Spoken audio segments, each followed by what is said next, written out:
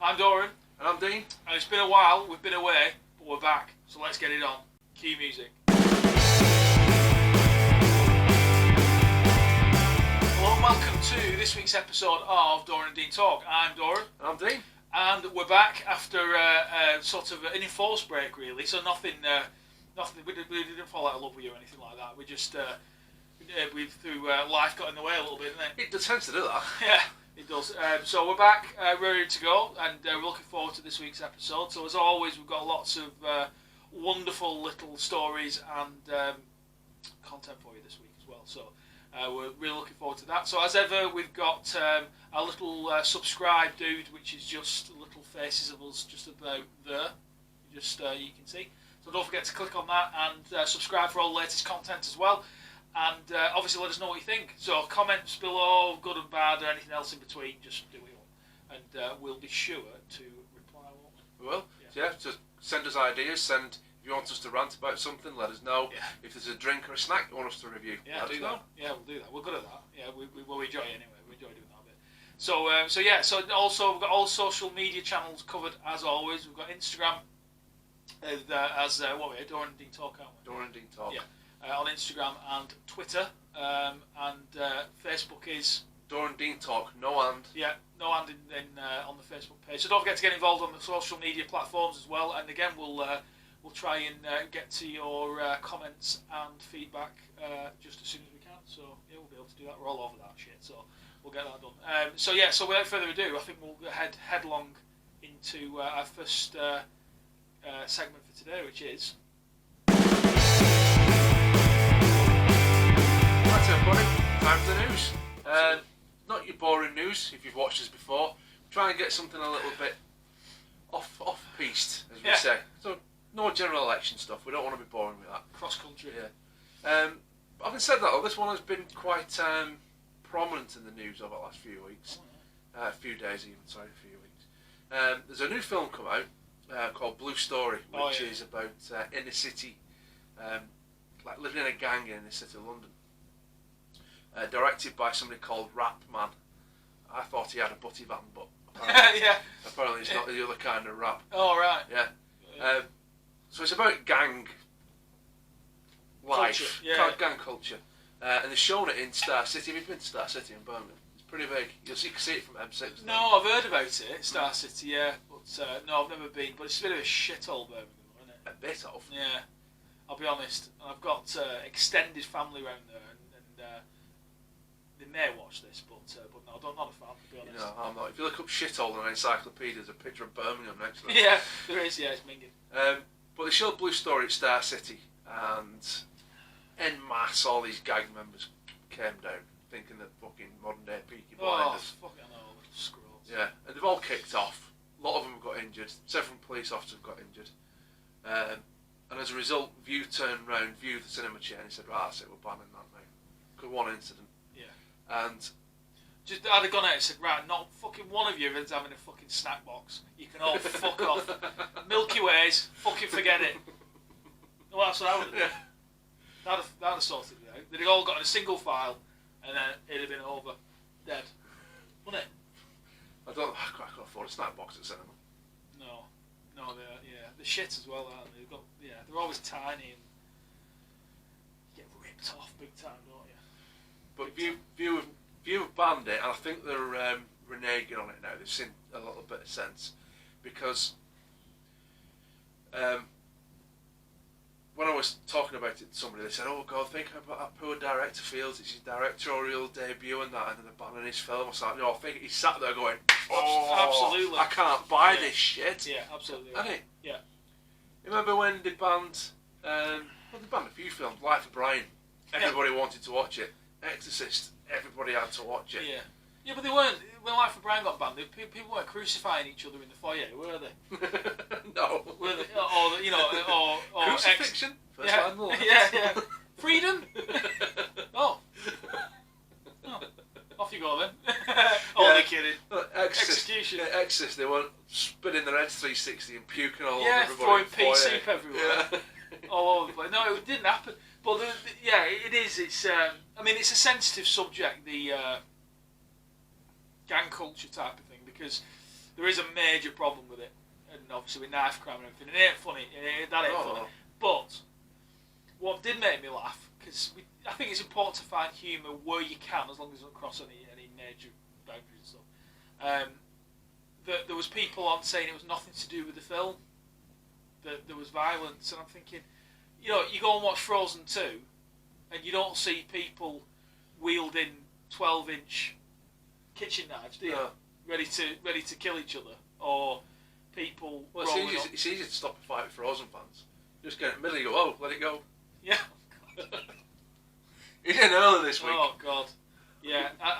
In fact, I'd probably rather be involved in gang violence than watch Frozen, to be honest with you. But no, it is. There's a major problem, and the problem is as well, which is doubly sensitive for what happens with that movie, is because, and I'll say it, is because it's black orientated in terms of the culture and the cast is predominantly geared around young black males, isn't it? In the gang culture. Yeah. And it's sensitive, that, isn't it? It's sensitive, and I think, unfortunately, you always get the bloody brigade in the media saying, "Oh, it's racially motivated." Yeah, it's not racially motivated. They could have the gangs, if they had blue faces, or if they were whites, if they were Chinese, if they were whatever, it'd be the same, wouldn't it? It'd be the same. So that doesn't wash with me, and it's an easy thing for people to say, isn't it? It's to sort of. I think it's the first thing they go to now. Yeah, of course it is. Yeah, it is. But in fairness, I haven't seen the movie. I'm not really. I'm not massively interested in watching it, if I'm honest with you. I'd never heard of it until it all kicked off. Yeah. And you know what? Like, if you've watched our episodes, you know what we're like with films. Yeah. I'd never heard of it. No. It wasn't conspiracy theorist in me. Go on. Purposeful kick-off organised by. You never know. Yeah, there's worse. Well, it's not worse. There's stranger publicity stunts have occurred. Yeah, definitely. Like the interview. Remember the interview? That got banned, didn't it? The one with. I still haven't seen that. Oh, fuck, what a movie that is! Is it? Oh, it's brilliant. It pops up on whatever media I'm on, like Netflix, every now and again. James Franco, Seth Rogen. Oh, it's mate. So is it? Oh, God, it's brilliant. It's absolutely brilliant. But point being, that was one of those movies that I thought, because it got banned, and obviously with all the sensitivities with North Korea and stuff like that, they pulled it, but it just created that media frenzy around the movie, and people just wanted to watch it.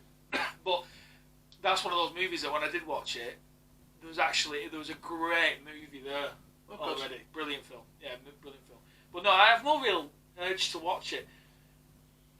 The danger with all of this, especially with the problem going on in the UK at the minute, is the fact that it does, without seeing it, I don't know this, but does it glorify it? Does it make it appealing to younger people to think, I know, I'm going to go out and carry a knife, you know? I don't know. Well, they've likened it. They said it's the UK version of Boys in the Hood. Right. Okay. That was a good film. Yeah, great film. Cracking. Yeah, film. great movie that was. Yeah, and there was a real proper story behind that film as well. I mean, there's a lot of violence in it, guns and drugs, obviously gang culture and all that. But there was some great performances in that film, and I really enjoyed Boys in the Hood. It still stands up today when you watch it.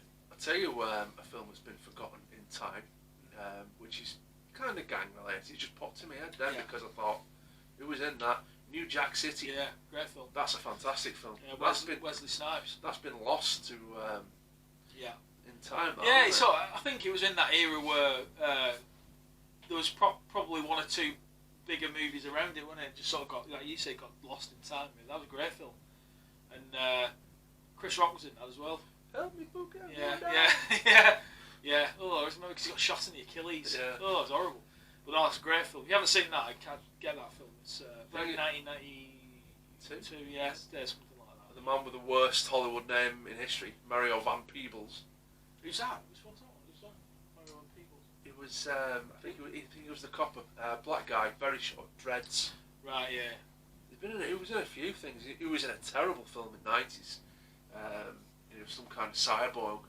The name of it escapes me now, but that was shockingly shite. It was terrible. It was really bad. Yeah, there's some shockers in there. Real shockers.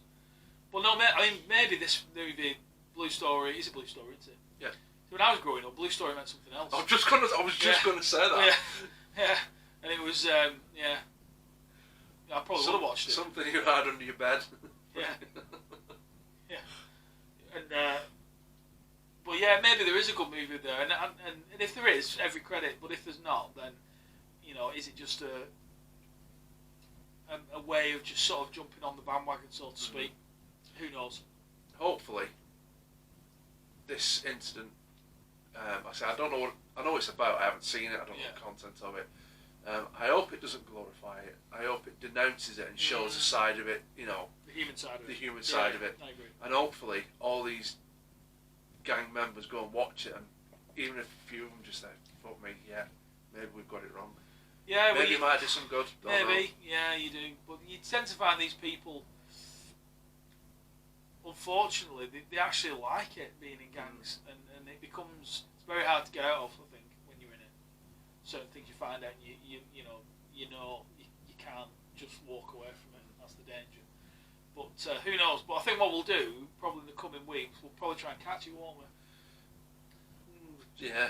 Yeah, we'll give it a go. One of us will. Yeah, we'll try and watch it, and then just maybe feedback what we think about it as well. That'll be a thing to do.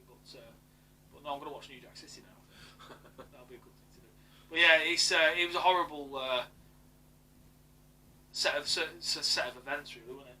So, but I don't blame him for banning it, because you're taking your kids to the cinema and stuff like that. You don't want to get caught up in that shit, do you? They just don't want a recurrence, do they? No. Right, I think we'll knock blue story on the head, mate. What have you got? Well, this time, for me in the news, I've got something regarding dreams. Now, I'm always fascinated by dreams because, like we all do, we have good dreams, don't we? We have bad dreams. You have nightmares, and some dreams you think you don't want to wake up from, do you? So there's always and we were saying before we came on air that I think everybody has that one or two dreams that you always remember, whether it's a good thing or a bad thing. And there's been another scientific study, won't be old, where they've been studying the effects of bad dreams. And they were saying that with bad dreams that it's not necessarily a bad thing that you have bad dreams, because it actually gives you the psychology to be able to cope with certain things that happen in real life. Whether it's like negative things, and it gives you the tools to be better prepared for it if you have bad dreams. But to be honest, it's horrible when you have a bad dream. Yeah. It's horrible. It's shit, isn't it? If you have one of those, if you have a scary dream, you have that moment, don't you? You wake up and you sort of like, and then you realise that it is a dream, and you start immense euphoria, don't you? Of oh, thank God for that, it's a dream. Or you have you can have a bad dream that isn't scary as well. That makes sense. When something bad happens, but you're not necessarily scared. But good dreams are ace, aren't they? Yeah. You have a good dream. But it depends though, doesn't it? Because some of them are so good, you wake up and you think, was that real? And you think, oh no, it wasn't. Yeah, I know. There's always that momentary thing, isn't there? Where you think, oh, is it right? Is it? You dream real? you've won 350 million euro lotteries, and yeah, you've got a driveway full of GTRs and stuff like that. Yeah, my good dreams really consist of something like flying or something like that. I have a lot of dreams like that where I'm flying. Tell you what dreams I have, when you're just about to fall asleep and you dream you trip up. Yeah. You go, whoa, like a fucking salmon out of a river. It's interesting you say that.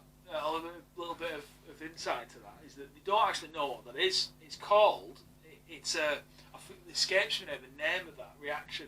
There's actually a scientific name for it. We've all done it, like Dean rightly said, where you're just in that state of, sometimes you're having a dream as well, sometimes you're thinking, you're running, aren't you? Yeah. And you trip up, like you said, and you jolt awake. But actually, they reckon it's an inbuilt instinct going back till the dawn of human sort of civilization, where actually it's when we used to have to sleep above the ground. And they reckon that it's inbuilt in us over evolution, so that when we used to have to sleep above ground, whether it's in trees or in elevated positions, because we were in precarious positions, if we fell out, we instantly woke up. Ah, right. So if you have a dream where you're falling, your human instinct wakes you up instantly, so you can protect yourself. Oh, I didn't know that. Yeah, I didn't. Yeah, amazing. Yeah, and that's So that's allegedly what they think, but nobody really knows for sure. But that's the educated guess. It's like when you yawning. Nobody knows what yawning is. Yawning's there was a theory on it. It's because you're tired. Yeah. And you're taking a big breath. It's trying to get more oxygen into your brain to wake you up. Yeah. But that's a theory. It's not proven. It's weird. Yeah. It's weird. And then why is yawning contagious? It's weird. It's really, really weird. And it's almost uncontrollable when you yawn. You can disguise it. Like, I've all done it. You know, you've been in a seminar or a training course and you sat there, or you're in school if you're young enough, and you're like this. And you go in, I'm looking at my work, and then you go in, and then you do that funny gurn, don't you, where you're yawning and you're hiding it behind your lips. You go, I'm yawning now. You do that weird sort of face. But yeah, it fascinates me shit like that. But anyway, I was saying about dreams, and so they reckon that it just gives you the tools to cope with life, and they reckon as well that people have more dreams now than they used to. More bad dreams now than they used to as well. I don't dream that often now. I used to dream all the time. We were saying before we came in filming, didn't we? We said you always that one dream that sticks with you. Yeah. I remember having a nightmare. I must have been 5 or 6, so that's a long time ago now. And in my mum and dad's house, they had a chair in corner, and behind it was a gas meter, and it had a cover on it. And I remember this, and you laugh, but it still fucking terrifies me. Yeah, that's it. It's raw emotion, isn't it? I heard a noise. I dreamt I heard a noise, and I pulled the chair back. Bear in mind, I was on a little, and I pulled the chair back to have a look through it, and cover started rattling. Oh. And it burst open, right? And there was the gas meter, and like the gas pipe, and out of gas pipe, this like orange thing started leaking out. And it came out, and it came out, and it came out, and it got bigger, and it like popped out into a ball. And it was a space hopper. Oh, do you remember the space hopper used to have that manic smile on it? Yeah. Or it had chomping teeth on it. Oh, God, it's horrible. And the head of a moomin on top of it. Oh, God. And I ran upstairs in my dream, and it was bouncing up the stairs after me. Oh, it's horrible. And that's stuck with me I for don't all blame that time. you. Yeah, that's terrified me, just describing it. Yeah, that's why I fucking hate moomins. Yeah, I'm not surprised. Moomins and space hoppers. The one that sticks in my mind, it's similar in some respects, where I was at my parents' house, but I was outside in the backyard. I was locked out for some reason, I don't know why. And I can still see it, I can feel it and the emotion of it. And you know, you have those like concrete flower pots outside, and there was like a flower pot with soil in it, and coming round the corner was like a mummy with its arms out, like doing, you know, like this classic horror movie type mummies coming toward, and it was walking slowly, and I had to dig through the soil. Sounds bizarre, this, and it is, to find this jigsaw piece in the soil that I needed to get in the door. So I'm scrambling through the soil, and this mummy's getting closer and closer and closer. Horrible. But then again, I don't really know if I made it or not. Yeah, I can't remember. Obviously, I woke up. I remember in the dream I got to the top step and this thing would bounce after me, and I woke up after that. Well, they reckon that this is another weird thing with the human psyche as well, is that when you dream, you don't dream in sequence. You dream, apparently this is true, you dream everything that you constructed within your dream, but it's only when you awaken, your brain puts it in chronological order. So it creates a story out of it, out of the imagery within that dream. It's weird, really weird. And that's why I think that's why they say there's no beginning, middle, and end to a dream. You only have images and emotions. Sometimes you have a sequence, don't you? Like I've described, you described, but you can't remember when it started. Yeah, I know what you mean. Yeah. Or when it ended. You just remember being there and doing what it did. Yeah. So it's lots of weird stuff. Freaky Yeah, shit. really weird stuff. Yeah. But who knows the secrets of the brain? Yeah, very weird. Let's kill some brain cells. Yes. Yeah? Yeah, let's do it. It's time for this now. Right, everybody, it's time for Drink of the Week. Hurrah! If If you're not familiar, why not? Go back onto our channel, have a look at the playlist if you want. All the drink and snacks and everything are all in there. Debauchery. Yeah, all in there. Now, last episode, we gave that beer, Donnie's drinking that, the highest ever score we've ever done on an episode. It was a 9-on perfect score. It is. We both scored it mid-9s, mid-high 9s. Mine was, yeah. And the only reason I scored it down, what was the score down? Oh, £30. cost. Yeah. So Still bought a can though. I only bought one though. It tells you about tight out. And it was the Coastline gooseberry and vanilla dry hopped sour, and it's bloody awesome. Yeah, I'm going to make a little correction because I was saying in the fever of this awesome beer that it was made by Coastline. It's not. No. Coastline is the name of the beer. It's made by 4 Pure Brewing Company. So sorry, 4 Pure Brewing Company, if you watch. Absolutely. Yeah. So nod to you there, and yeah. It's awesome. Yeah. You need to get a can. Yeah, and there's lots of flying hang gliding Brussels sprouts on the front of the can. So I can't stop stroking it, to be honest with you. That's the can. I'll leave you to it if you want. I know it's gorgeous. So cheers everybody. Get yourself a can. But it is £3 a can, so that was why we sort of marked it down a wee bit, didn't we? It is, but obviously we can't sit here all day up and 9 over scores. No. Because we're all here all bloody day. Hey, look at this, we're prepared this week. We are prepared this week. Vessels. But to be honest with you, mate, you get what you pay for. You know what I mean? In that case, you do. My God. Yeah. I mean, if you liken that to a car, you know what I mean? It's either a fucking Dacia Sandero or I don't know, Ferrari F50. Yeah. And that's a Ferrari F50. It is. You get what you pay for. Absolutely. I do get you. Right. I've not gone sour this week because I was mentioning to Dora there seems to be an explosion of sour beers, and we're like, they're everywhere. Yeah. Like you said, people are bandwagoning a bit, aren't they? I don't want to make it the sour beer show, right? This one we're sour enough. We're sour enough, yeah. Too sour to sweeten. This one might be sour, but it's not sour beer per se. Not per se. Excited. Right. This is from Booths. Oh my God. It was mate. Big shout out to our friend Ryan. We were at a gathering a couple of weeks ago, and he said, "What, like Highlander? Well, we could be only one. Yeah, lopping each other's heads off." I love that film. Sorry, I was thinking about it the other day. And he said to us, didn't he, when we were having a chat with him, he said, Booths have got an amazing array. He did, yeah, he did. I went into Booths, I was there over an hour. Oh my God. Honestly, it's just... So I apologise in advance if the next few episodes I say, I've gone to Booths again, because the choice there is mind-blowing. Yeah. You've got all kinds of shit. You couldn't do your weekly shop there, though, could you? You couldn't. Only if you were minted. Yeah, it's expensive in Booths. If you're not familiar with the Booths chain, because I think it's relatively northern. Yeah, so it's like a goes down to about Crewe, up to about Lakes, I think. Yeah, that's not one store. That's that's IKEA. No, but it's a northern thing. But I suppose like if you're further south than that, it's basically like M&S food, but probably one notch up. Oh, definitely. From that, without a doubt. Yeah. Proper stuff. There's some beautiful stuff in there. Yeah. This was £1.95. Bloody hell, cheaper. It is from the Little Valley Brewery. Nice. Where we are in.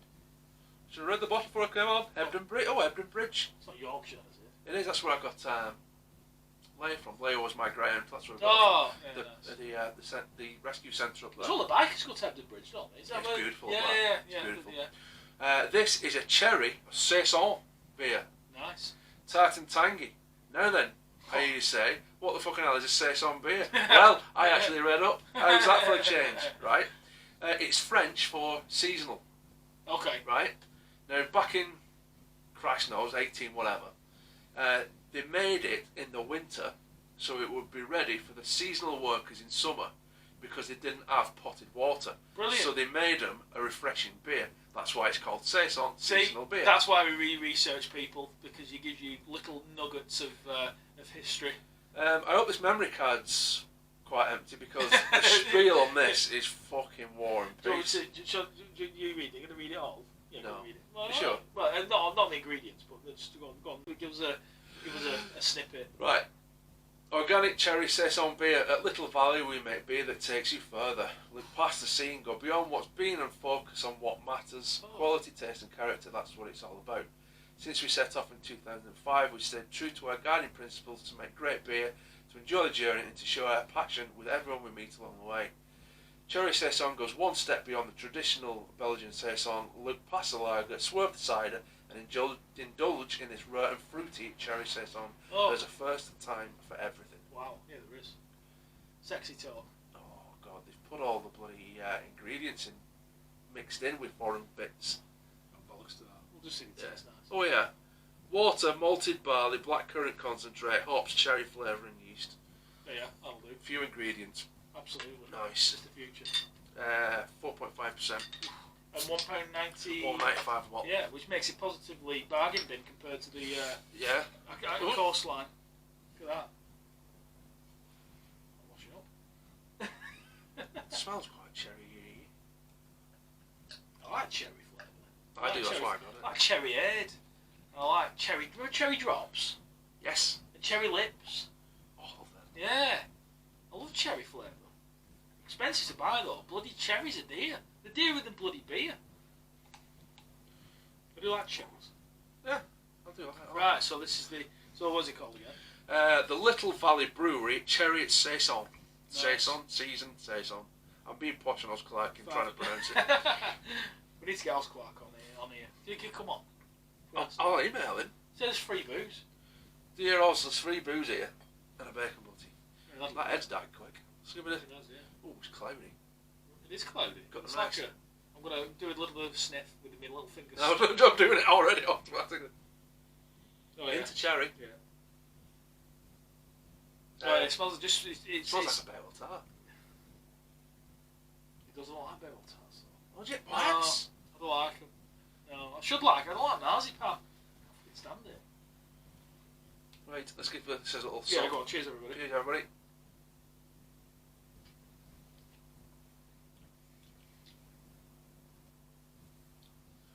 Not as tart as I thought it was going to be. Nice. Nice. That's a real cherry flavour, that. Because sometimes cherry can taste very air freshenery. Do you know what I mean? Too artificial. Like medicinal. Like That's tunes. the one. Yeah. Like tunes, yeah. I just love tunes. You eat that. Like the sweets. Can you still get tunes? I haven't seen them for a No, long I've time. not seen them in ages. That's very nice, that. Yeah, I think I like it. It's one of those, it's a bit of an odd thing to put together. Because I know it sounds simplistic saying it, but it's like you're having a beer when you've got some cherry flavoured in your mouth. I know it sounds like the most obvious statement in the world to me, No, but you're not getting that. Yeah. And almost the flavour, this sounds bloody Clark. It's almost like the flavours almost are resisting each other. Rather than being like, oh god, it sounds really pretentious Rather than being one, it's like going, cherry beer. It's like having a fight in your mouth. And it's not, I wouldn't say that's a lager taste. It's No, it's it's not. an ale taste. It is an ale taste. Yeah, I agree with you completely. It's nice. It is nice. I don't think the tart and tangy is a true reflection. No. But I think that comes off the back of drinking these sours. Because these sours, they're like... It's like having... The extreme ends of the taste, aren't taste that's super sour and super strong and super... This is a bit more... Rounded. Yeah. Yeah, but all right. I like that. I think I like it as well. It's hard to... I don't know what I mean. It's hard to sort of give a instant... Oh yeah, or oh no. It's a funny one. I'll be honest, I don't think you'd like that. When I tasted it, I thought he's not going to like that. No. Because it's a very ale-y taste. It is, but I think because it's offset by that cherry flavour, for me, I could drink that. I could probably have a couple of pints of it. I wouldn't go out on it. It's a summer drink. Yeah, I couldn't do 7, 8 pints of it. Oh Christ. But I could do. It'd be a good 2 or 3 outside, like you said, bent summer type of thing, definitely. But yeah, nice drink that. I'm impressed that they've got the natural cherry flavour. Like I say, most of the time you get something cherry flavour, like you say, it's medicinal. Yeah, just a bit chemically, yeah. Yeah, I'd buy that again. Yeah, I would. It's not blowing my socks off.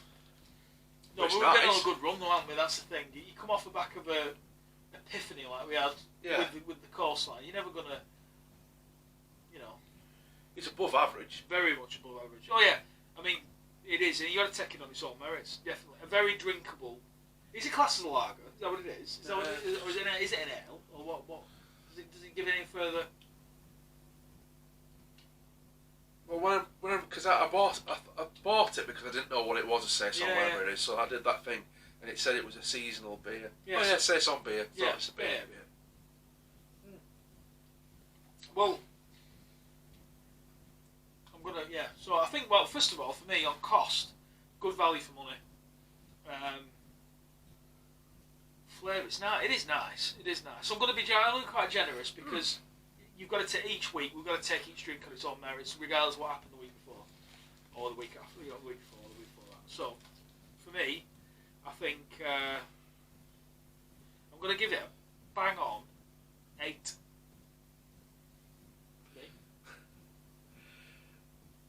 Do you know? Are you going to say that? That's what I was going to say. Because I think it deserves a good score. It does, because it does what it does really well. Yeah, it does deserve a good score. It's like I say, it's not blowing my mind. It's not one of them you say, oh. No. Like, I wouldn't. If roles were reversed and you did the drink of the week, I wouldn't text you asking where you got it from like you do with me with cold. Yeah. It's above average. Oh, it's too good to be in the 7s. You can still do the same score if you want to. It's not. Yeah, it has to be different. Yeah, we can just be in agreement, can't we? Two fat ladies. Yeah, 88. absolutely. Yeah, 88. So nice that. Nice. And like always with these things, hence why I've got kind of this on our 10. Couldn't think of the word. That was weird. I wouldn't if we didn't do this. I'd never buy this. No. So the fact that we do this and we obviously try it means that I would probably, if I see it again, I'd buy it. Maybe. I will give you fair warning. Next episode, I've got something planned for drink of the week. Bring your big boy trousers. Oh God. Is all I'm going to say. All my trousers are big boys, unfortunately. Yeah, I'm working on that. No, I will do. I'm intrigued now, so I can't wait for that. Yeah, be good. But I don't forget sloshed off that. What's the volume? 4.5. No, you have to have a huge quantity of it. I don't think you could. No, it's not a jam shed. Jam shed ruined me. Yeah. I can't look at red wine really. Yeah. I was reading something about the ultimate hangover cure, and the ultimate hangover cure is one of the things. I think it's personal. But you know what I mean? Is it true though? I mean, if you're rough, you're rough, aren't you? Yeah. There's nothing you have like, and it just the clouds part and everything's rosy again, do you? You know. No, that's just what makes it better. Yeah. I mean, I know lads that'll swear by hair of a dog. Oh, I can't do that. No bollocks to it. But for me, it's full English, no beans, of course. Well. I hate beans. Yeah. I never knew that. I don't dislike the taste, Oh. but do you know how I eat things? You don't skin beans, do you? No, do you know I have to dissect everything. If the bean juice touches something and I can't separate it, I don't want to eat it. Oh God. Yeah. So you'd have to have your beans in a separate little bowl. I could have them in a bowl. Yeah, a lot of places do that now. Yeah. Yeah. But I understand that. I have to have mushrooms for me. It's not full English, it's not got mushrooms. Yeah, I do like mushrooms. Yeah. Yeah, I like them. I like grilled mushrooms, like whole. I like them too, yeah. Yeah, I don't mind sliced mushrooms, but they've got to be done in butter, loads of pepper. I'll stop it. No Western, you go out for your breakfast at a cafe and they've nuked them. Yeah. There's like little fucking rubber balls. balls. Yeah, I get with you. Yeah. Yeah. So grilled mushroom. Big ones. Yeah, so full English for me and a sugary drink, usually full fat iron brew. That usually makes it a little bit more affordable. No, I get that. I get the sugary drink bit. Yeah, definitely. For me, when I'm really rough, I don't know. I think probably, I know people say about hangover cures. I'm usually still pissed though when I wake up. So my hangover, I don't know if you're the same, my hangover actually doesn't kick in till probably 2 or 3 in the afternoon. The day after. Because when I wake up, not when I'm driving, obviously I don't drive and shit like that, but when you're really rough, you think, oh, I'm alright, yeah. But actually, you're still pissed. Yeah. And then, for me, I sort of start slowing down as I go through the day. I get to 2 or 3 o'clock and then it just goes back. Usually it's me first thing in the morning as soon as I open my eyes. It's usually what wakes me up, headache.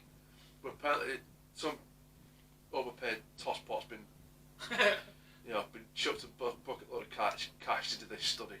And apparently the ultimate hangover cure is coconut water with pear and lime in it. Because it breaks down some kind of enzyme or something, that alcohol enzyme in your body that gives you a hangover. Oh, bollocks to that. I'd just spew my ring up if I drank that. I would, and that's if I was sober. I'd probably do that as well. I said, yeah, oh God. And as if you're gonna go downstairs and get the coconut water and your pear and your lime out and your Nutribullet or whatever it is to make you bollocks to it. You get the frying pan out, put the kettle on, and or you ask your missus to do it, and then you have a stodge fest, don't you? That's a proper Waitrose shopper's drink, isn't it? Coconut water, pear and lime. Yeah, wankers. Yeah, it is. Yeah, pretend well. Yeah. It is. Yeah, yeah. Not my kind of people, but each to their own. Each to their own. Just Oh. Just slightly above average scores for an above average beer. Yeah. Going back to our saison. Absolutely, but certainly not a failure, not a miss, but a little hit. A little hit, yeah. Yeah, but no. So get some bought, and then and let us know what you think in the old comment section as well. So we'll probably, whatever we do, copy in or hashtag wherever they are, Little Valley, whatever. Little Valley. Yeah, Little Valley Brewery. Those men. Little Valley. Yeah, and we'll give them some honest critique, and then hopefully we'll hear back and we'll let you know what they say. So yeah, but yeah, nice one. Good stuff. Good. So I think are we done? Yeah, that's it for me. We're done. So that's it for Drink of the Week. So now we'll move headlong into the next exciting chapter, which is this.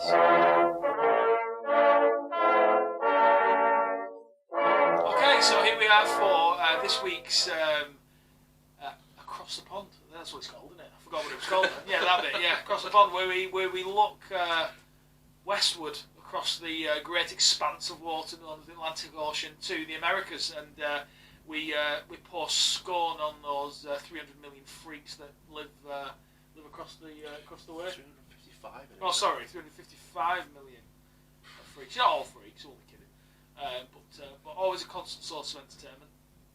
And we always try and pick out the stories that stand out for us, good, bad, and funny, or not so funny, stuff like that. So, usually, weirdly, not weirdly for Americans, because that's why you've got a problem you are. But it's usually involved in fast food restaurants, and this week is no exception. In fact, we've got a double barrel whammy, haven't we? For double whammies. Double whammies, yeah. On this one, and my sort of half of this tirade is to do with Burger King. Oh. Yeah. Oh God, yeah. I love Burger King. Yeah, my God, I salute you, Burger King. If there's one thing, I was always, you know what's weird about Burger King? I don't know why. I think I was getting confused with Wimpy. I always thought Burger King was British. Yeah, confused with Wimpy. Yeah, it is Wimpy, isn't it? Yeah, yeah. There's still a few Wimpies knocking about. Nowhere near to the extent there was when we were kids. Only time, we've always been British, and well, I'd say we don't complain that much. We're being Northern, we complain more than often than the others. We're not quite as bad as Yorkshire people, though. That's one time I properly complained. We're coming back from some kind of shitty ass conference for work. We stopped off at Motorway Services, and there was a Wimpy in there. I thought, you know what, I've had a Wimpy for donkeys. So I got like the double cheeseburger. And I came out, I'm not kidding you, mate, it was like a fucking 10p. It was like that. It was like that. And I said, are you having a laugh? And bear in mind, you know what service stations are like? Yeah. It was like 75 quid for a burger and chips. Yeah, mega money. And it was absolute and I mean, it was it was like that. Was it? Yeah. Shit, isn't it? And I said, I ain't paying that for that. No. And that is not, do you remember falling down? Yeah. Michael Douglas. Yeah. I said, that does not look like that. I ain't paying $9.50 for that. Yeah. I think there's a lot of places guilty of that. Definitely, no doubt. But I've not been for a long time. I've quite sort of fond memories of Wimpy though as a kid. I think that was before, because they were around before McDonald's were, weren't they? Oh yeah. And What reminds me of Blackpool Wimpy because of one there. yeah, it's fond memories of that really with Wimpy. But Burger King though, they've got a lot right there. One of the few ones on that very subject is that actually what you buy is usually pretty close to what you see. It is, isn't it? Definitely the size of it. You get a double Whopper, it's fucking massive. I never understand how McDonald's outsell them so much. I don't get it. I completely agree. I do not get it. It's a bone of contention in our house because my good lady, she is adamant that McDonald's is far superior than Burger King. I cannot, for the life of me, fathom how somebody would think McDonald's is better than Burger King. I cannot see it. I can't see it. You know what I'm like with my analogies, right? Yeah. I like a good analogy. Yeah. If Burger King was a bacon butty, McDonald's is a bag of frazzles. Does that make sense? It does. It just don't get. Very rarely I do like a McDonald's. Yeah. But it's the epitome of fast food shit. It is. You know what I mean? It's synthetic. At least Burger King's got a bit of freshness. Absolutely. I completely agree. And the thing with McDonald's to me is taste wise. You get it's turned into a bit of a tirade, but you get a double. Go to McDonald's, get a double cheeseburger for £1.50, whatever it is. It tastes nice. Tastes nice, but it tastes like it's been constructed. It's got the buns are overly sweet. The burgers. If you've ever tried to eat a McDonald's patty on its own and taste it and tell me it tastes like rubber, and it's got no flavour whatsoever, zero flavour. The only thing that saves McDonald's burgers are the cheese. Yeah, it's the cheese, and if you like, I love pickle anyway. I love pickles, mustard, ketchup. But other than that, and they're all together, it's nice. It's nice. You know, it is nice. I can't deny that whatsoever. But for the life of me, you go to Burger King, you don't have to get a double one. Get a Whopper. It's virtually twice the size of a Big Mac in diameter, isn't it? It's massive. And the patties, they taste absolutely gorgeous. And they've got fresh onions, tomato, mayo. What's not to love? No, actually, the buns are just bread. They're not sweetened like McDonald's are. Yeah. Yeah, I don't get it. Oh. I really don't get it. They've just got it absolutely bang on. And they really have. And I know everyone said the flame grill, but you can taste it because it's charred. Whereas when you look at if you take a McDonald's patty off a bun, it's like brown, pale brown nothingness, isn't it? Whereas you get with a Burger King burger, you get burnt bits and edges and ranting there, but it tastes right. I read a story about McDonald's, and it might not be true because you know what people are like. McDonald's fries, you know, they're always like massively long. Yeah. I do like McDonald's fries. I have to admit. Yeah. They're always massively long. Yeah. And that's because McDonald's will only use a certain breed of potato I think it was called Albert Russets or something like that. And they grow long. Oh, I didn't know that. Yeah, so when they chip them, they get the long chips. Okay. But these potatoes are notoriously susceptible to bruising and anything like that if you handle them or drop them or anything like that. And McDonald's won't serve a bruised fry because it looks, off-putting.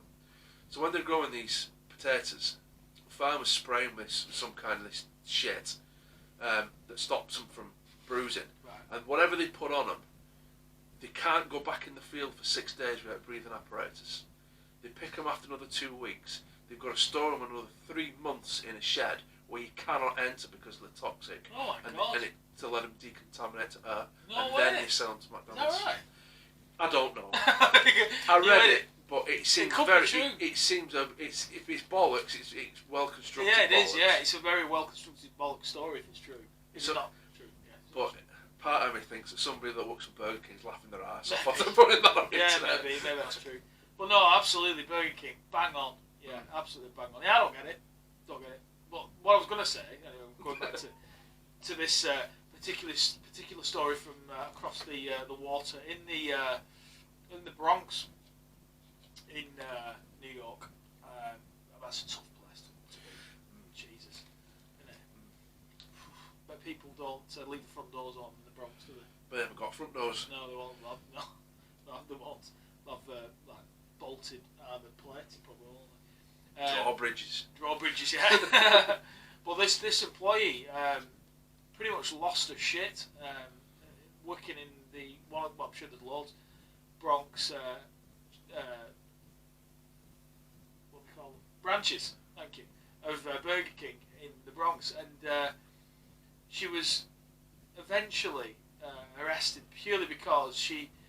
I don't know. There was an altercation essentially between her and some customers, and she tried to cast a spell onto the customers in question. And then this was filmed, by the way. You should catch up with it. It's really, really good. Where she was filmed standing like this, casting a spell, talking all this weird voodoo shit, and yeah, she was casting some sort of curse on these customers, and she got arrested for it. So. It'd be interesting to see something happens to her though. She didn't have lightning scarred her head, did she? I don't know. No? I thought she might be Harry Whopper. No, we're not having that one. That's two now. It's two in one show. That is record breaking. But if that actually worked, right? Casting spells on people. Yeah. Say she was a witch and nobody knew it. Yeah. And she cast a spell on somebody, I don't know, his dick fell off or something like that. What would you get charged with? I don't know. I'm not sure. I don't know the answer to that. Would they flame grill her at the stake? Yeah, they should do. Yeah, this is yeah. I don't know. What they would charge you with. To be honest with you, let us know. I don't really know if there's any provisions within the US law for casting spell. Maybe something to do with the occult. Maybe I don't know. Maybe they would. Who knows? Be interesting, but we'll have to find out if anything did happen to those people and what the spell was. Could have been anything. Could have been reading the menu for all we know. But in some weird sort of dialect, or I don't know what dialect is it, like all that black magic shit, like Caribbean stuff, isn't it? It's like all that voodoo Creole type shit. Oh, that's going to annoy me next. I know that. Yeah. Voodoo shit. It'll come to me probably at 3 o'clock in the morning. Yeah. Yeah. When you wake up in your bad dream. Yeah. But yeah, weird story, but only in America. We love you because, my God, that wouldn't happen in Wigan, would it? No. Man, you can't spell in Wigan. No, they can't. No. Yeah, they don't. It's hard to communicate in Wigan, even if you're from Standish. It's difficult. But yeah, I don't know. Yeah, it's a very strange place, Wigan, isn't it? Weird. It's alright. Do you know? I think I'm going to test the theory now. Right? I don't think there's a bad chip shop in Wigan. We tried them all. No. I tell you. Every time I've been to a chippy in Wigan, I've gone, oh, that's good. That's right, yeah. Do you know why that is, probably? Because there's so much competition. Yeah. You know, because I tell you what, not concentrations of takeaways. Because you go to Bolton, in the uni, oh, God. It's like, they're fucking everywhere. Yeah. Everywhere. But in Wigan, it's slightly different. It's like every street corner on an estate, or it's either got a chippy or a bakery. Because obviously they love the pies in Wigan, obviously. I think that's the thing. It's not like a massive concentration of Chinese, Indian, even though there are lots. It's a chippy and a bakery, And cause they do, mate. So maybe that's what it is.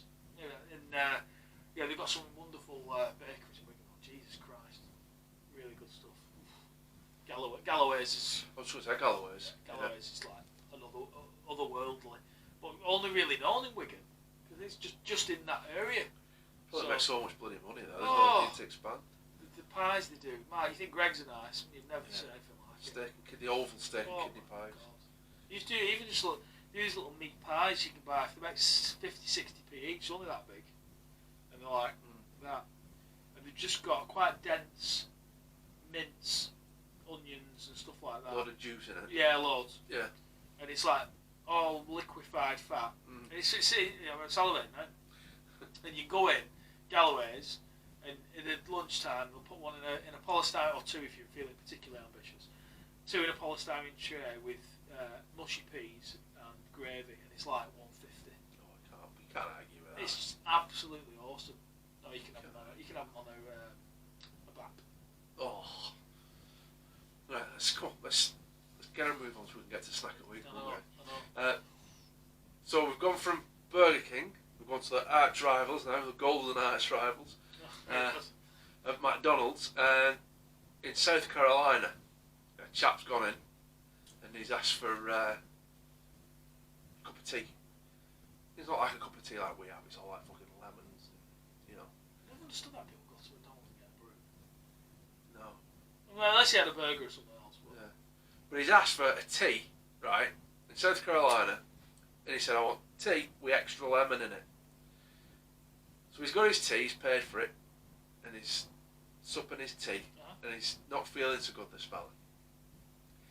Smacks off his tits, stoned out of his box, looks in the bottom of his cup like there's 3 bags of weed in the bottom of his cup. Brilliant! Is that what it was? Fantastic. That never happens to me, that. I wish it happened to me. It's a lot more tea. He thinks that this fellow that served him in McDonald's is obviously a bit of a drug dealer. Do you think? And extra lemon is a code name for sell me some weed. Is that what it is? Brilliant. So he's dropped 3 bags of weed in his tea, but he didn't charge him any. That's extra. weird, isn't it? Yeah, very weird. And the only thing I can think of is he's flogging it from McDonald's, and the fella outside is taking the cash. You know what I mean? And they've just got the wires crossed. And he's got so anybody buying it, the fella outside will go in there and ask for tea with extra lemon. And very good, yeah. You know Because that's probably one of the rarest things on the menu, isn't it? Yeah. Yeah. So he's actually gone in for his tea and he's got three bags of weed. Good on you. And he went back in 10 minutes later for 400 Big Macs. Yeah. Yeah. Oh yeah. You'd be well hungry after that one. Yeah. You'd be well hungry. That's a brilliant story. Can I have 400 Big Macs and please stop your face from melting? Oh, brilliant. Absolutely brilliant. I was going off on a slight tangent because we do that. Speaking of weed, you might pick up on a few episodes. We're big fans of Weed. weed. No, yeah, not into that. Joe Rogan, and he's into it. And I found out, right? Do you know why it's called marijuana? No.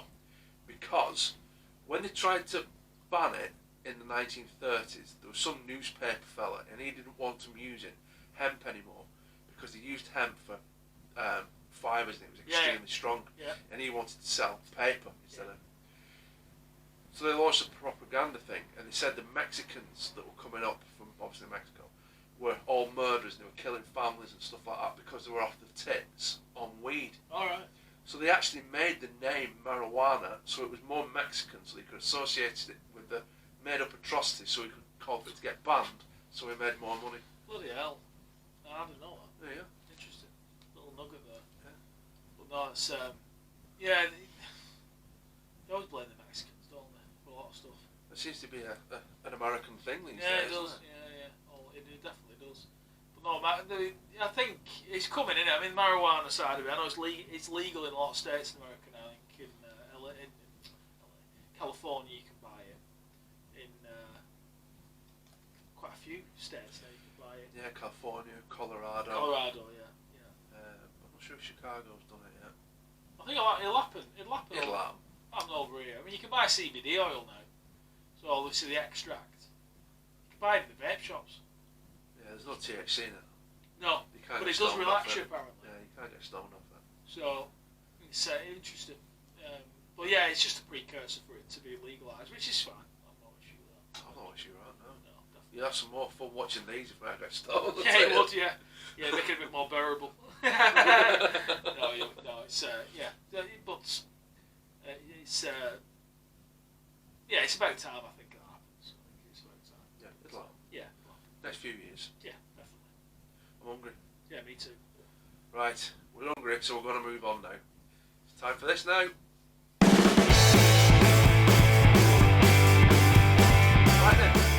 snack of the week. And again, very much like drink of the week, it's in our playlist. Go and have a look. We taste it, we review it, let you know what we think of it. Before I start, I have to tell you, as my civic duty. Oh, civic duty. Civic duty. Greggs are selling a sausage roll Christmas jumper. Are they? They are. It's the blue background of Greggs with the Greggs yellow writing on it and the sausage rolls knitted into it. Oh, brilliant. Oh my God, class. As soon as I saw it, I thought, I'm having one of them. Only downside is 40 quid. Oh, Jesus. So, but, I don't know. As long as it's alright quality, jumpers last forever, don't they? Yeah. You'd not rather, man, you could get for like 50 sausage rolls for that. You could not get 50 of these for that. Because we're going sausage rolls. Alright, well, God, we're going to the sausage roll hole. Now, last episode, we dipped our toe in the murky water of veganism. Oh yeah, that was last episode. Yeah. Yeah. We were pleasantly surprised. I was duped, but in a positive, in a great way, and I'm glad I was duped. Now, in hindsight, you know, you think we like I said, when I said I didn't drink of the week, we can't sit here all day musing over, you know, this, that, and the other. No. And a couple of days later, I was thinking about it, and we came to that conclusion, like vegan pie, that it wasn't any healthier than steak because it was a little bit more fat. But I thought, do you know what? I didn't think of that when we were eating it. It was a tiny little layer of whatever it was, wasn't it, in the pie? You remember? No. When we cut it open, it was like a lot of pastry, Yeah. a lot of air, Yeah. and it was a tiny little layer on All bottom. right, yeah. But when you get steak pie, it's, Yeah. you know what I mean? So Yeah, true enough. I wish I'd thought it then. Yeah, but it was good I'd though. mention it. I have to say, Right. I couldn't argue with it. Brilliant. So we dipped our toe in veganism. This snack of the week is as far flung, far away removed from veganism as you can find. This is out of the depth. We don't want to sound too sexist. This is the manliest snack we have had on Doran and Dean Talk.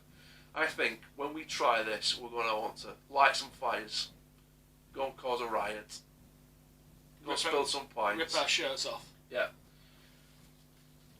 Two birds with one stone. I was in booths buying beer. I went to the dinner counter. Oh my God! It's a booze bedlam. It is. Booth Bedlam. We have got wild boar sausage rolls. Oh my God! Now, I hear you ask, how wild is a wild boar? I don't know. Very. Do you know on the little placard thing they have in front of them? It said, "Take care eating this product as it may contain shot." Oh, shotgun Shotgun pellets. Fucking hell, you can't get wild. You can't get wilder than that. That's brilliant. I've never eaten anything with potential. Yeah, so we'll have to be careful. Ammunition in it. These were actually on offer. Two of them were $3.50. Oh my God! Premium. Yeah, they should have been $2.75 a piece. Shit. What? Fucking hell. And they ain't that big. They're not, are they? No, I can smell them straight away. There you go, mate. Look at that. I've got one each. Oh, Splashed out. No, God, it is. I'm hungry. I've got to weigh a ton. They're dense. They weigh a ton. Yeah. Probably got bloody. They feel like they got bloody shotgun shells in them. Oh, that smells meaty, that. Yeah, it does. So these are Booth's wild boar sausage rolls. Wow. From deli counter, not pre-packed. No, you can tell. Oh, God, I'm salivating. Yeah. Right, let's go. For it. Cheers, everybody. What the hell?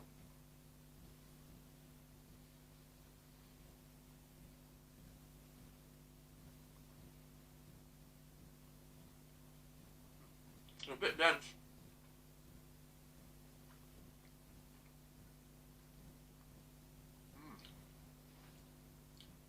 They're very dense. Well, bloody hell, it tastes good. The meat's lovely. Oh, it's silky. It's so good. They smell fantastic.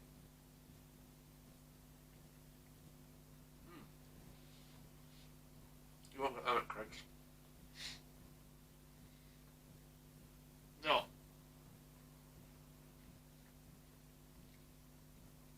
The meat's lovely. Really, really good. It's seasoned really well. Without wishing to sound too pretentious again, all too often, places or the go to use seasoned salt and That's seasoned perfectly. That you can actually taste it, and not because you want to taste the salt, but it brings out the flavour. And they've done that with that. You can taste it. You can taste it. It's almost like, I don't know for sure.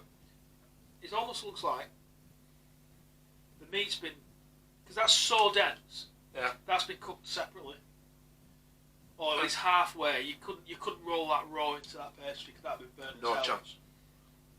The only reason I say that, that's probably a good thing because they've sort of been, the meat's really nicely cooked. You know what I mean? Because it's not. Sometimes you get thick sauce and it's like pink and soft in the middle. Well, that's really nice. You can tell at the ends. It's seared on the ends.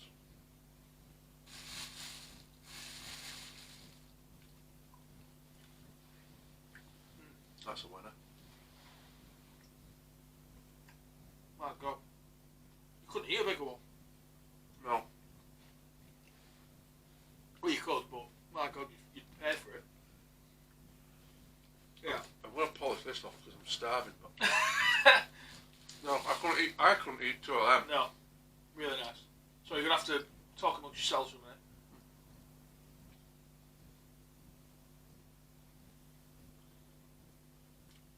Is it wrong? I'm disappointed I haven't got any shotgun in it. No. It'd have made my day if I'd have had a strangle pellet in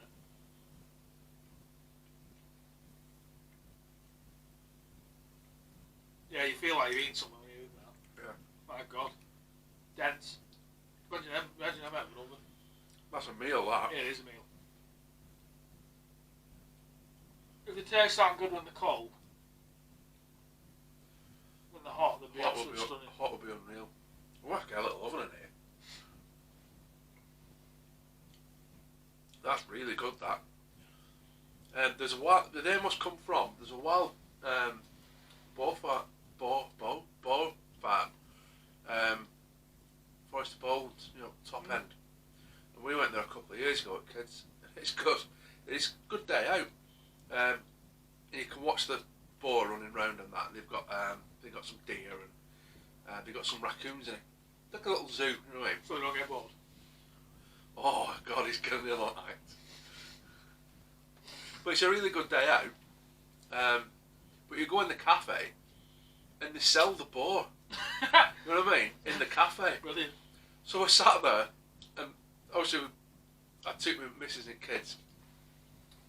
And my youngest, she's a lot like me. She'll try anything food-wise, you know what I mean? And my eldest and my wife are a bit more cautious. So I'll eat anything. yeah, I will too. Yeah. So, excuse me. So me and my youngest ordered the wild boar burger. Nice. Right. Anyway, oh Christ, it was good. So she sat there, right, and she sat there with this really sad look on her face. I said, "What's the matter? Is it not nice?" And she went, "Yeah, it's really good, but I don't want it to be because I've just seen them running outside." Yeah. You're eating my cousin. Yeah. I know. It's just, well, that's it. Well, that's the way it goes, isn't it? That's the way it is. That's a meaty treat that Yeah, can't be beat. That. That's lovely. Yeah, really good. That. Worth the. Yeah, worth it. Well, yeah. Definitely worth it. Yeah. So what was that? 2 for how much? They were $1.75 a piece then. Yeah, I mean, if you had 2 of them, you'd be. I could eat 2 or 3 Greggs sausage rolls, no danger. Yeah. Them, no chance. I might manage like another bit in the second one, but I couldn't smash. I don't think I could smash 2 of them. No. Definitely not. Really nice. So, right, scoring for me. Yeah, it was strong. That really strong as a snack, especially with beer and stuff. Yeah, right. Just the ticket. Expensive, but my God, there's a reason for it, isn't there? Yeah. So for me, I'm going to go quite strong. I'm going to give it.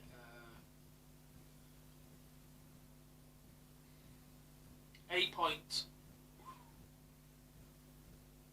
Late 8s. 8.8. I'm going to give it. I hate it. You weren't going to say that. I was going to say. Really? Yeah.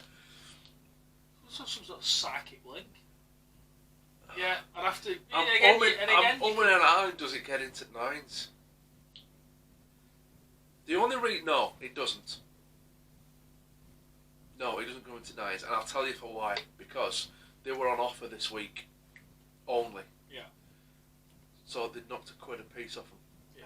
They should be nigh on £3 a piece. No, they're good. My God, I couldn't part with £3 for them. So if I was says drinking £3 beer. So if we were doing this for snack of the week next week, that would have been nearly £6 for 2 sausage rolls. No, you can get a. Well, that's a different thing, but you can get a Whopper meal for that. Yeah. So no, I'm not going to go into nines. No. I can't go same as you again. I Well, want you can if you want to. It's not an issue. Fuck it, 8-8.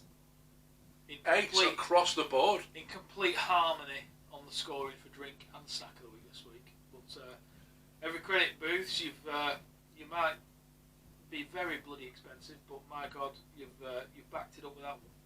That is delicious. That. Yeah, really, really nice. So well done, well done. So I think with that summed up, I think we're very contented little bunnies. I feel better now. I feel starving. good. Yeah, I feel good. Yeah, my heart rate slowed down a bit, but I feel fantastic for it. And yeah, so I think that wraps up snack of the week for this week. And I think after that, we'll probably need to lie down in about 5 minutes, won't we? Yeah, so this is where we'll cut away and check our cholesterol levels and be right back with you for this.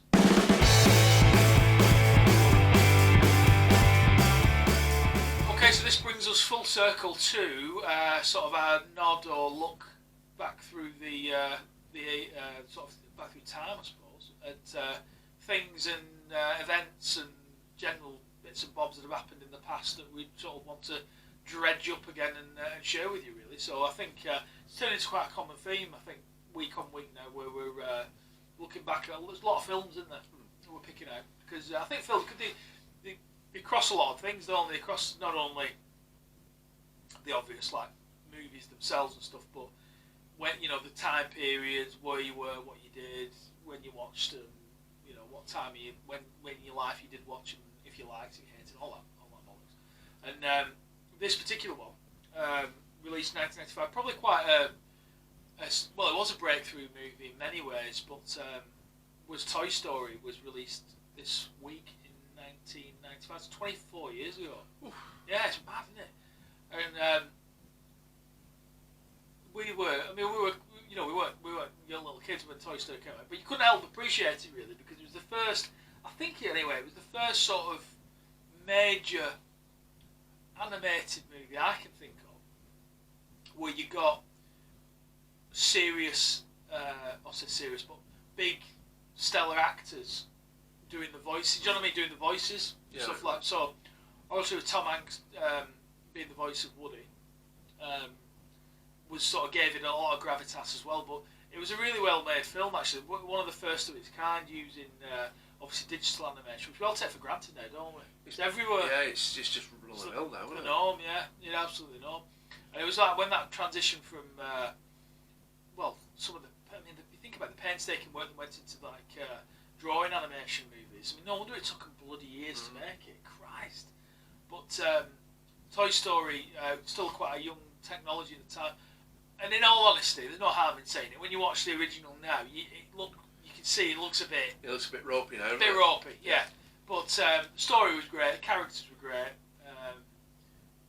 And it sort of summed up that time period where they were going into that new sort of digital animation era, really. So, but yeah, 24 years ago, and obviously made. It was Pixar. Yep. Pixar, yeah, made Pixar. Probably it definitely did what it is today, really, and it really took on a whole new genre of films, and there's been shitloads of them now, and they have lost the shine a little bit. But some of the movies that have come out from that studio have been awesome, haven't they? Really, really good. Disney owned now, aren't they? Yeah. I think everything's Disney owned. Yeah, now. I think it is. Yeah. I'll check my mortgage when I get home. Just in case. Yeah. We'll both be wearing mouse ears next week. But no, it's fond memories, really. Cause I do remember watching it for the first time, thinking, my God, that was like unbelievable, But yeah, great film, and in that time as well, I think for a kid watching that film for the first time, I was blown away And I was, old was I then? 17? I was. Yeah, that was a long time. Yeah, it was. And I remember watching it thinking, my God, that's brilliant. So to a kid, like, watching that must have been awesome, absolutely awesome. And they've done all the old follow-ups. I've not seen the latest one. No, I've not. To be honest with you, I've not really. No, I watched Toy Story 3 and I honestly I like 3. No. I thought 3 was better than 2. Yeah, I think as always with a lot of these things, they slowly just wane, don't they? And then in each one, for me, just got a little bit worse. And then the fourth one might be brilliant. I don't know. I can't cast an opinion because I haven't seen it. But no, sort of characters like Woody and Buzz Lightyear and everything, and the money they've generated. Like, Christ, what I'm thinking about, is it? Do you remember when I think it was the year it came out, and they made that Buzz Lightyear toy? And oh yeah, they just went. People were killing each other. Yeah, they were beating shit out of each other trying to get into the toy shop to get one for the kids. Yeah, they were literally physically kicking shit out of each other to get to them. But that's pressure as a parent, isn't it? Getting those. They did it with Teletubbies as well. Remember Teletubbies? People were crawling the earth for those Teletubbies.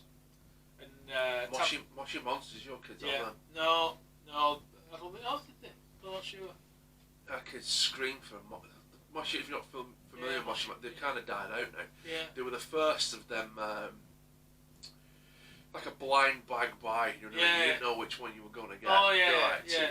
£2-3 a pop, Yeah. and you got all different ones, and they were all always. And they screamed blue murder for this treehouse because it was like a play set, and it had little like what's the word I'm looking for?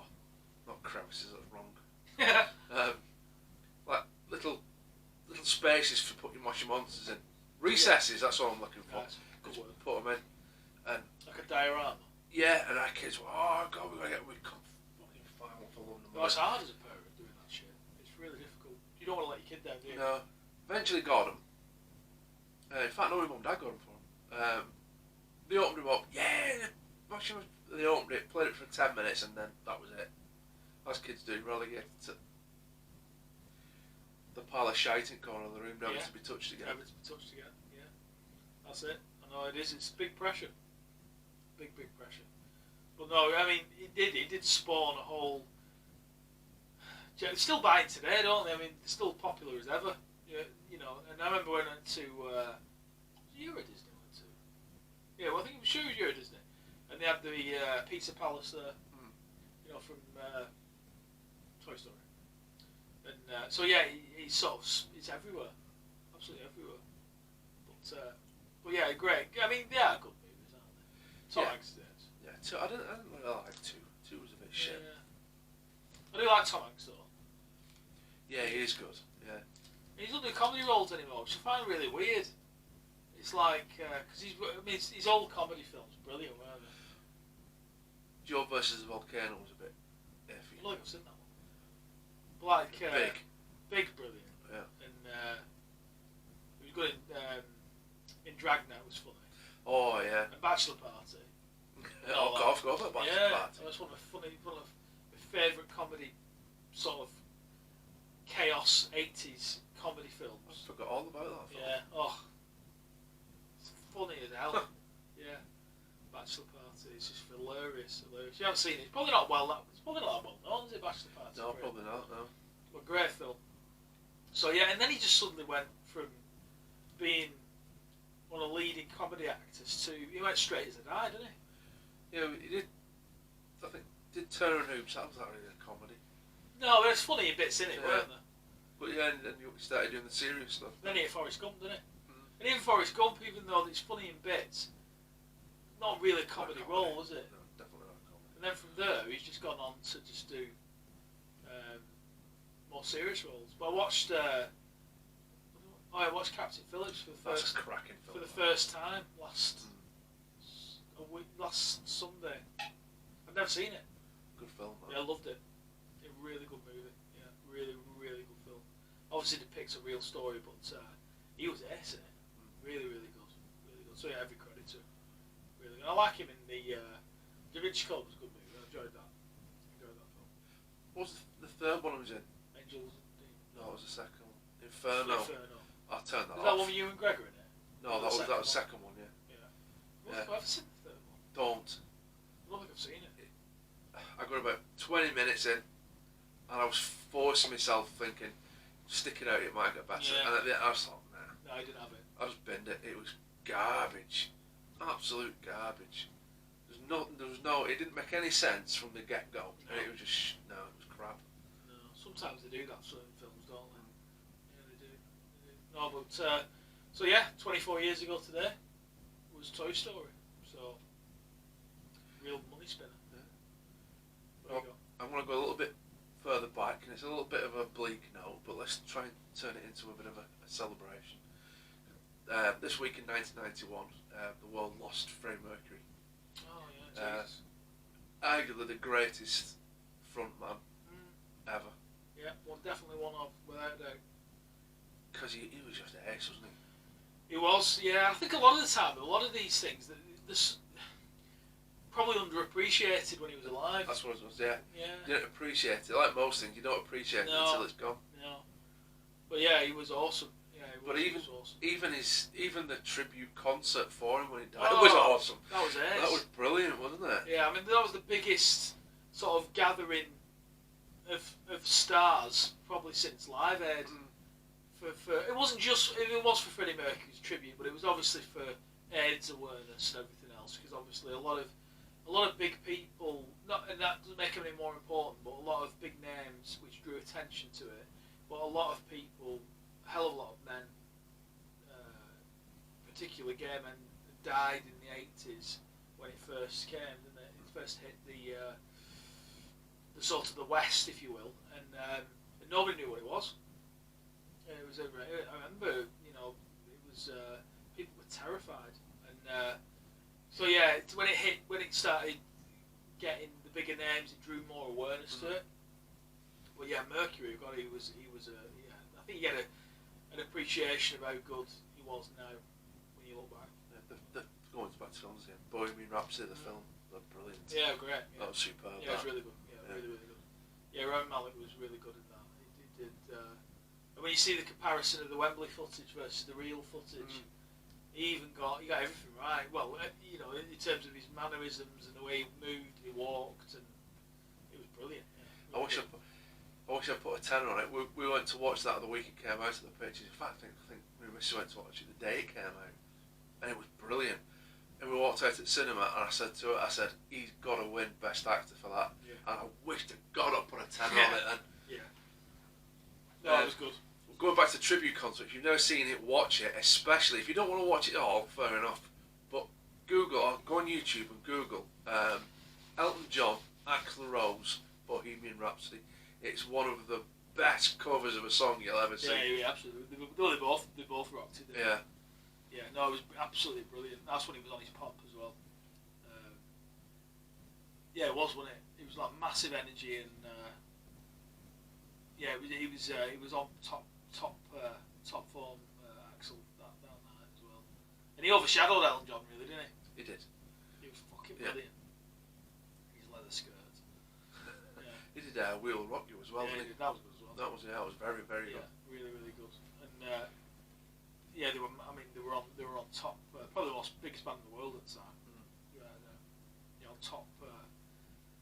Top form, and like I said, there was loads of great performances that concert. But it sort of brought a lot of awareness to the subject. But yeah, massive loss, and he was only young as well. You think back, like when it happened, you think, oh, he was like older. He was only a little bit older than we are. I actually don't know how old he was. Yeah, I think he was 40. I think he was 45. Yeah. I think he was 45. Could be wrong. He was certainly in his early to mid 40s. And he kept it. And he apparently right up to the end, he was recording for as long as he could. I think they went over to somewhere, Switzerland, something, and they spent, I think, weeks upon weeks of recording. Just kept recording right till he couldn't do any more. Just to get as much down on recording as he could. Oh, yeah. Shame. Yeah, massive shame. So, yeah, he's a proper legend. It's used too often now. There's no legends anymore. No. I know you might say that about. There's just not, because fame is too fickle now. it's not earned. It's just given to you, and you're giving it, and you're giving it, and it's taken off you in a flash. Even in our era, that era, you earned it, and you control. They had more control over it. You know what I mean? It's not like it is now. Not like it is now. Well, they got big by especially the bands, by being brilliant. Yeah. Not being so widely distributed. That's right. Like they have on now on YouTube as you're watching now. Yeah. So widely distributed that you're bound to get recognition from somebody that likes it. Yeah. The odds are massively reduced because when Queen and we said Guns N' Roses and all the bands we liked, they had to send demo tapes and they had to work for it. They had to Massively. go in. It was word of mouth. Yeah, and you didn't get any radio time because they weren't mainstream. No. So until you went out and physically bought a record and had a listen to it, you didn't know if they were good. No, that's right. Yeah, that's exactly right. Or you tripped over a gig and went to a gig and watched whoever it was. But yeah, it's just done in a different way, isn't it? And the problem is now it'll never come back. No. But the weirdest thing that got me listening to Guns N' Roses was an old friend of ours, and I actually went to primary school with him as well. His older brother bought Appetite for Destruction, and he was listening to it when this friend of ours was in the room, and I was like 10, 11, something like that. And he came into school and said, "Hey, Dean, you never guess what? Arian's got this band he's listening to, Guns and something." How do I remember that?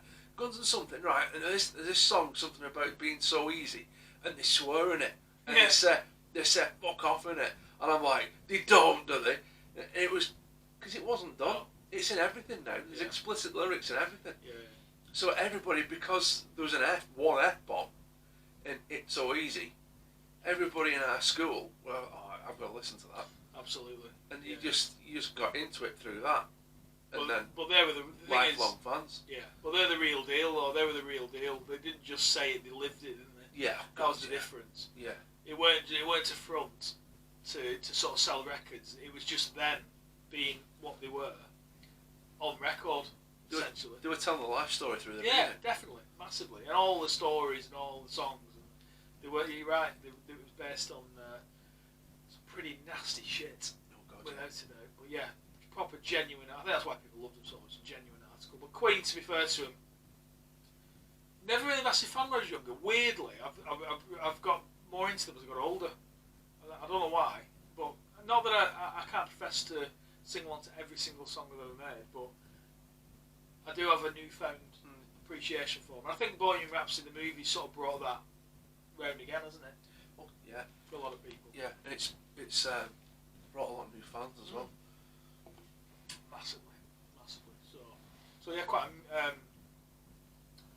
music and film overtones to history of the week. But I think that's probably, in all honesty, and it's not done on purpose really. It's probably what week on week we'll probably stick to, isn't it? Because it's what we now like to talk about. So yeah, pretty much, isn't it? Yep. So yes, I think does that round it up? That's it for issue of the week, mate. Yeah. Yeah. So we'll box this one off and we'll move on to something completely different. And I think that completely different subject is this.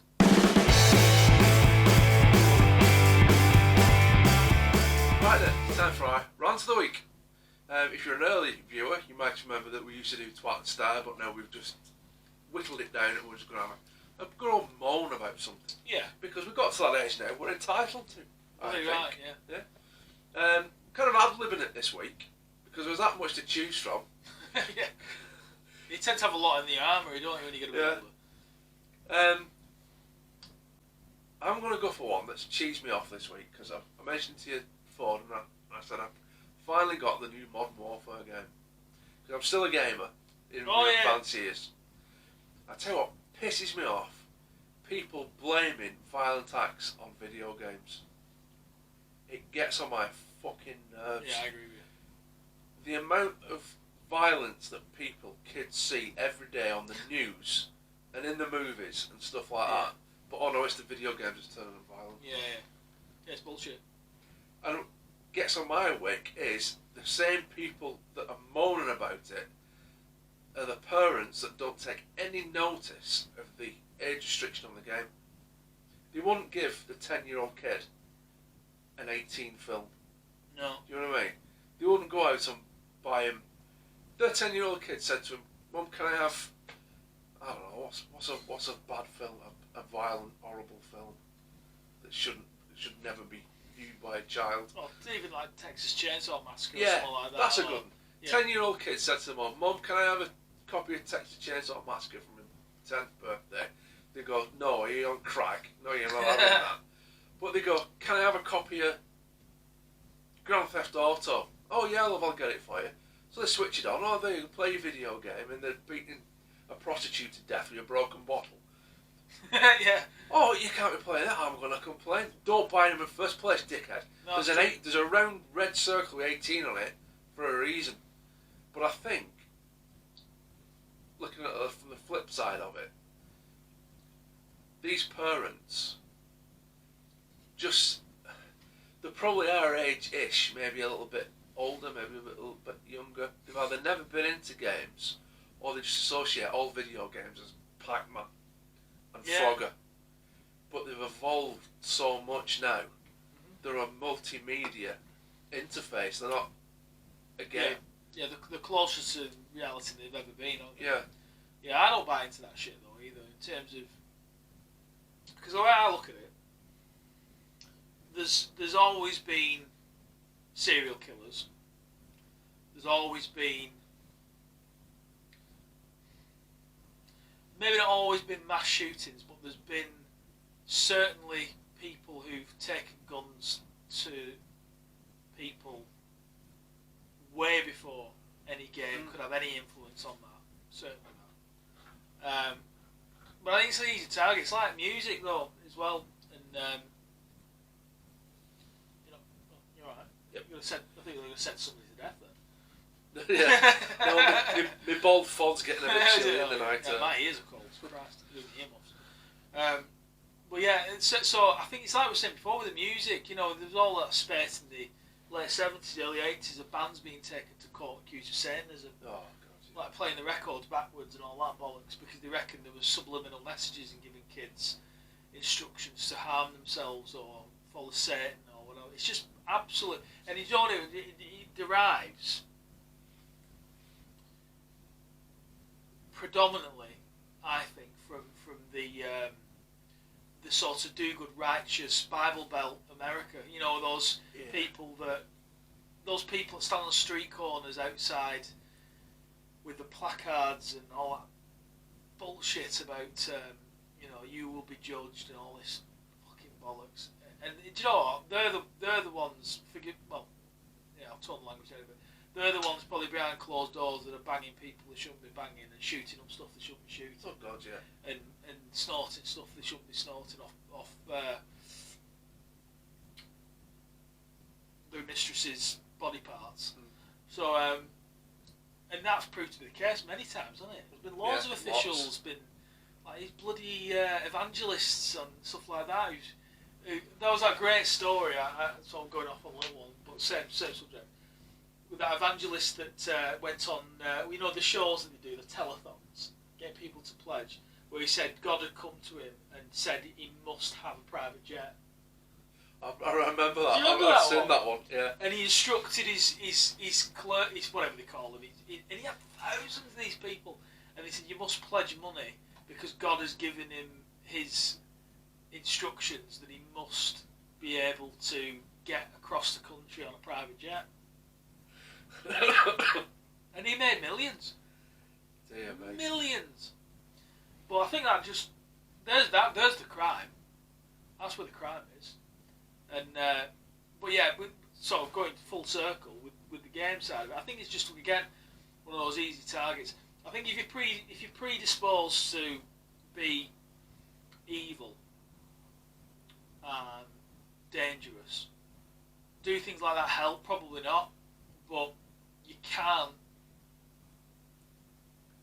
therefore not make these things because of that very, very small cross section of people.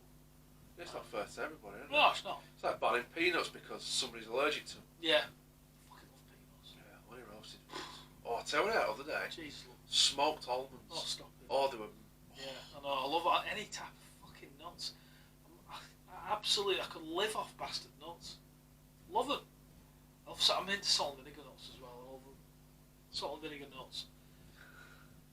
Any type of fucking nuts. The only thing I don't like raw nuts too much. Like monkey nuts and stuff. Yeah, like I don't mind that. I like the breaking the shells and eating the monkey nuts. I don't mind that, but just like it's the healthy ones, isn't it? Let's face it. The healthy nuts are the ones that are I'm not a massive fan of them, but anything fucking roasted or in a crispy shell is. Mrs. gets them from Aldi, and they do honey peanuts, but they've got a shitload of salt on them as well, and they're good. Yeah. They're terrifyingly bad for you, but my God, they are good. Yeah. Yeah, you pay the price. But I like walnuts, mate, too. I do. I like them all. I like walnut. I made a. What did I make? I can't remember what it was. It was a steak. We had steak very often at Heston to us. But we had a steak and I made a salad. It was just with spinach leaves and a bit of red onion, some feta cheese, and olive oil. I think with some crushed walnuts over the top of it. My God, it's made fucking well nice. Yeah, so good. Oh my God, but it just made the difference. So yeah, massive nut. Yeah, and yeah, love nuts. Going back to the video game. Oh yeah. When say Rockstar, right, who make Grand Theft Auto, they're the most controversial complained about company, aren't they? When they get a complaint, or if even somebody else gets a complaint, so say you're Rockstar or I don't know, you're some licensing commission or whatever, you answer the phone and you go, hello, fucking game licensing commission, whatever the fuck they are. Yeah. And you go, oh, my name's Mrs. Whatever from wherever. My son's been playing Grand Theft Auto and I want to complain about it. Why? Well, I've just watched him play it and he's just hired a prostitute, got a BJ offer, dragged her outside, run her over 4 times, set a fire and then put a grenade under her. Right, okay. Well, you shouldn't be putting on again. I want to complain about it. Right, how old's your kid? 10. Right, okay. Who bought it for him? Right, well, me. Right, so what's your name and address? Because I'm going to find you. Yeah. Yeah, it's true. Yeah, and I think probably the majority of people play it are under 18. Oh my God, yeah. Without a doubt. I play GTA Online. Some of them you can hear them. Like 7, 6, 7. Yeah. I haven't played the original, the overhead one. Oh God, yeah. But even then, I have to say, it broke the mould, the original, because not only was it a very well put together game, it was the first time. Not that it was violent, because it was games where you were a soldier and you killed people. That was always a thing. And even space-related games, you killed things and you shot things. But it was the first senseless violence game. But that's what it was. It wasn't the level of violence. It was the fact that you could be senselessly violent through choice. Like you could run people over, you could shoot people, you could kill policemen, you could kill innocent people. You know, I remember getting 18. I've never seen anything like it. I mean, I could see it now. The original cover for the original game, and I seen it had an 18 thing on it, and not because they had to, because they knew they put it on, it would be whoa. People would go, what's this about? And everything else, I remember. And it was a bit shocking at first, but I think we're all a bit desensitised by it all now. And, but it certainly doesn't compel me to go buy a gun. Definitely not. No, without a doubt. It just doesn't. I think that's the ability of people to separate reality from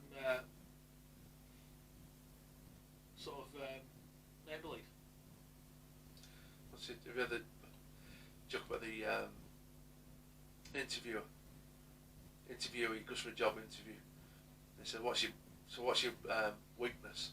He said, well, sometimes I have difficulty separating reality from fantasy. All right, okay. So what's your major strength? And he said, I'm Batman. Well, that's a case in point, isn't it? It is, absolutely. I nearly used that in a job interview once. I bottled it. Yeah, it'd be brilliant. Absolutely brilliant. But no, it's bullshit. It's like the influencing. I think people that do commit horrendous crimes, no doubt latch on to certain things. That side of it, I'm not. If you're that way disposed, someone's going to trigger you. Yeah, correct. Yeah. And you can't then, because you'd have to ban. I mean, what about TV? You'd have to ban everything, wouldn't you? Yeah, you'd have to ban all films, war films. Yeah. And some of the shit you see on Facebook now and social media is far worse than you know. You get, not to get too graphic, but you get footage of combat footage or footage of atrocities that they don't show on the news, or after the aftermath of something that they don't show on the news, and it's horrendous. Horrendous. So I think it's easy to blame the game. And do you know why they blame the game industry? Do you know why? Because there's money. There's money there. You know, it's worth it. The gaming industry is bigger than the movie industry, isn't it? Yeah, it's worth hundreds of billions. Yeah, miles more. So it's always going to attract lawsuits and people after money. But yeah, massive. I think movies and games, maybe not. Probably in the next 15, 20 years, they'll probably merge. I can see movies becoming games. They've already dabbled with that, haven't they? The Black Mirror episode. Yeah, with the interactive. Yeah, and you can select which avenue you want it to go I love down. Black Mirror. Love it. That's one of the things I've started, never finished. Oh, I'm about 2 or 3 in. No, glued to it. Absolutely loved it. I smashed. We smashed loads. I love that creepy dystopian stories that send like a bit freak you out a little bit, and I love that shit. Love it. And I love Black Mirror. But you're right though, in terms of the interactive side of it, I think eventually games will become movie quality, full VR immersion, and you'll be essentially in a movie scene. Okay, so. Have you seen that film Hardcore Henry? Yeah, I have. Yeah, I think I saw. Although I watched it when I was immensely drunk. That's not No, it wasn't. Good. That's not a good No. move. No, I wasn't. Yeah, There was a bit of motion sickness going on there. I was really bad. Yeah, but no, great idea though. But I think that exactly the precursor for how I think it'll happen. And you'll probably get to play a character, and effectively you'll get to free move within a movie scene. Oh yes. Won't take them long, that. No. Won't take them long. No, and probably be able to. Because of AI now, it's so advanced that you could probably go off script, not script, but you could probably say something verbally with your microphone, with your VR on, and your headphones on, and the artificially intelligent characters or actors in it will probably be able to reply to what you're saying. What it would on games like what games? Fallout 4. We play Fallout 4. No. It's a bit like that Black Mirror episode. So you'll interact with a character, and they'll ask you a question, and there's like 4 or 5 responses you can pick from. Whichever response you pick depends on. Will trigger either if that character likes you and helps you, or doesn't. Yeah. So there's no reason for that you mentioned for them to ask a question in like the AI to ask a question and know what kind of response it's going to elicit from you. Do you know what I mean? Yeah, because you can narrow it down unless you go completely random. Right, unless you go completely off script, but then they could just put like a what do they call them? What do they call them when you can't get it? Let's go. An existential loop or something like that. So it'd set to you, what? You know what I mean? Yeah. And until you said something Yeah. that, Yeah, and then yeah, it would carry on. Yeah. So you could get the continuation thing going on. Yeah. No, I think it's close. You know, there's probably stuff they could do now that's not far off that. You know, some of the VR stuff. It's unreal. So yeah, I think that won't be far off. You can probably find real movie actors will be involved. You know, it'll be like a movie. The movie will be that. There's loads of them in games now, isn't there? Yeah, loads. Loads across. Kevin Spacey was in the Call of Duty. Oh yeah, I forgot about that. Yeah, there's loads of actors in games now. Yeah, they're all at it. That's where the money is. Yeah, massive. So yeah, so they're going to get more immersive, and then I suppose real life will get even more mundane, won't it? So. At what point do we start living in virtual reality. Yeah. Is that Bruce Willis film? Is it Duplicates or something like that? That was Keanu Reeves. Replicas, that is, sorry. Jupiter. There's a Bruce Willis film, and they live through their robot avatars, and they lie at home in like this capsule. Oh right. And their android avatars are like handsome and buff and stuff like that, and they control them with their mind. And good film. That'll probably come about. Yeah, that's a good film. Yeah, it probably will do. Well, it will do. There's no denying it. So. Scary stuff. It's freaky. Very freaky stuff. But I think on that freaky note, is that? I think that'll do for a rant today. Yeah, we had a good do with it. Completely off piste as well, which is always the best way to do things, we think. So yeah, I think we'll probably head off to indoors, get warm. Indoors, yeah. So I think what we'll do, we'll go move on to this. Okay, so we've reached the end of this week's episode, and I think we safely say we are cold now. It's gone cold, yeah. It's gone cold. So we've had a good do, haven't we? Yeah, really good do. So we've enjoyed this week's episode, and we hope you have as well. And just a reminder, don't forget to subscribe with our little icon down here with our pretty little faces on, just in the corner there. So you just click that and subscribe, and then you keep up to date with all the information, all new content that we drop this week as well. And obviously, social media side of things, got everything covered. So we've got Twitter and Instagram, which is Doran and Dean Talk, and the other one, which is Facebook, which is just Doran Dean Talk, no hand in it. Just Doran Dean Talk. So I think what we're going to do now, we're going to go and get warm, I think, aren't we? Yeah, we're going to get warm. And so we'll do it again next week. And in the meantime, we thank you for your support so far, and we look forward to ranting down the camera at you next time. So we'll sign off. So from me, it's have a good evening, and enjoy the rest of your weekend, people. And from you, see you in a bit. Okay, adios.